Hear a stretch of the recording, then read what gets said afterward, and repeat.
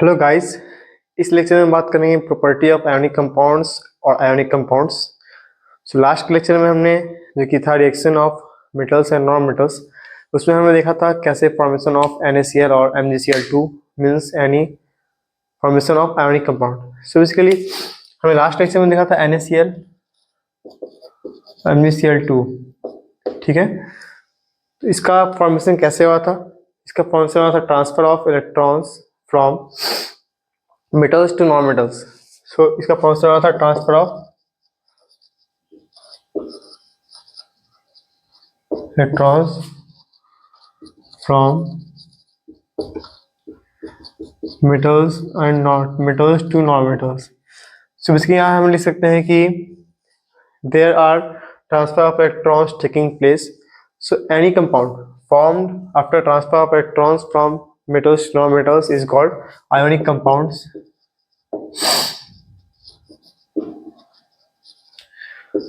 अच्छा, तो आज हमें आयोनिक कंपाउंड्स के बारे में हमने बेसिकली लास्ट लेक्चर में पढ़ लिया था।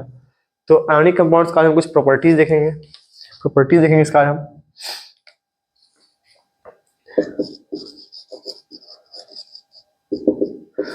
तो प्रॉपर्टी में सबसे पहला क्या हुआ, मैंने आपको लास्ट लेक्चर में बताया था कि जो इसमें मेटल है वो Na+ और Cl-। बेसिकली ये कंपाउंड बनने के बाद भी ऐसा नहीं है कि वो दोनों आपस में पूरे कनेक्ट आते हैं फिर भूल जाते हैं चार्ज कैसा होती है।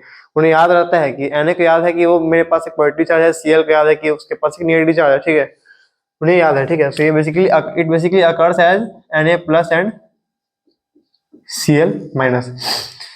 सो बेसिकली अब Na+ Cl- तो पॉजिटिव और नेगेटिव चार्ज के बीच का अट्रैक्शन है। So it is called electrostatic force of attraction. So this ionic compound means ionic bond, इसमें जो आयोनिक बॉन्ड का फॉर्मेशन हुआ है वो किस कारण से हुआ है? It is because of electrostatic force of attraction. अब देखो इलेक्ट्रोस्टैटिक फोर्स ऑफ अट्रैक्शन जो है इट इज स्ट्रॉन्गेस्ट फोर्स।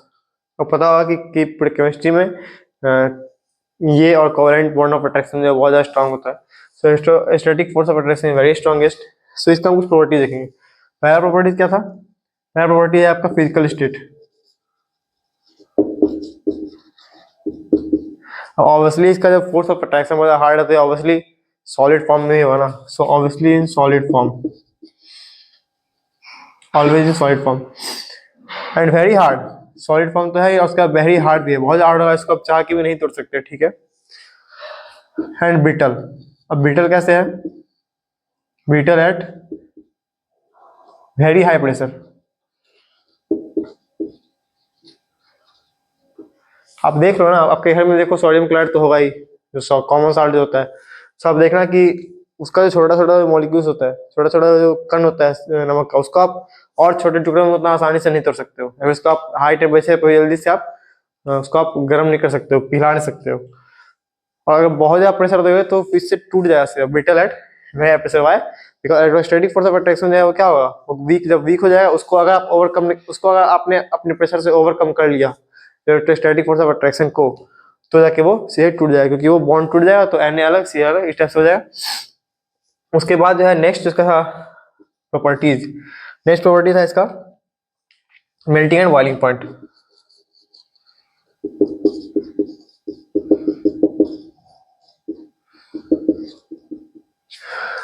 मैंने कुछ देर पहले आपको बताया कि इसका इलेक्ट्रोस्टैटिक फोर्स ऑफ अट्रैक्शन बहुत ज्यादा हाई होता है, जो कि बहुत स्ट्रॉन्गेस्ट होता है। सो इसलिए very high melting and boiling point.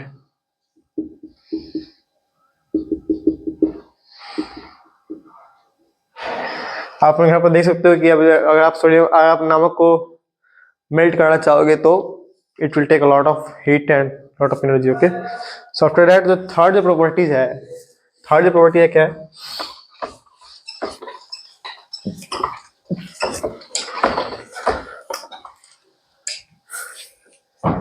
हमारा थर्ड प्रॉपर्टी है सॉल्युबिलिटी।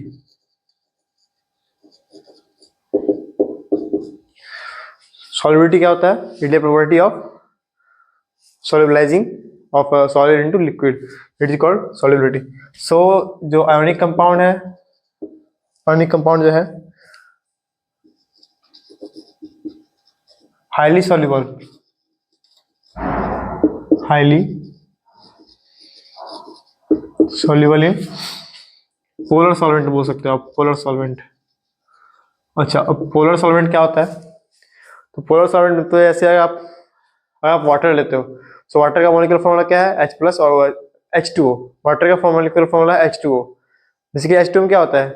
H2O जो है वो एक्चुअली में H प्लस और OH माइनस इस फॉर्म में वो एग्जिस्ट करता है, ठीक है।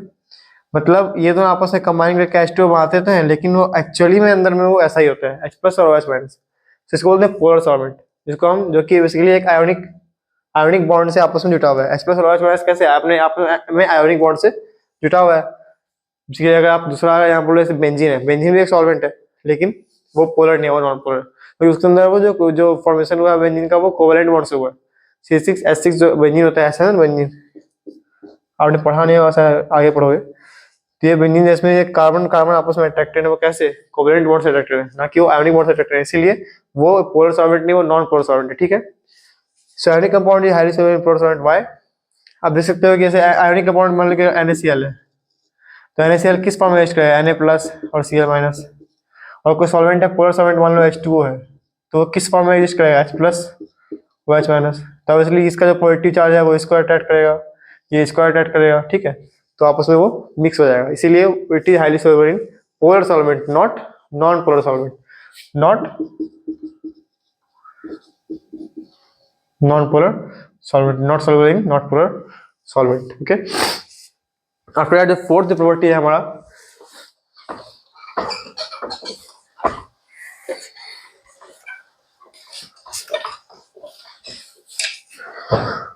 फोर्थ प्रॉपर्टी है हमारा इलेक्ट्रिकल कंडक्टिविटी।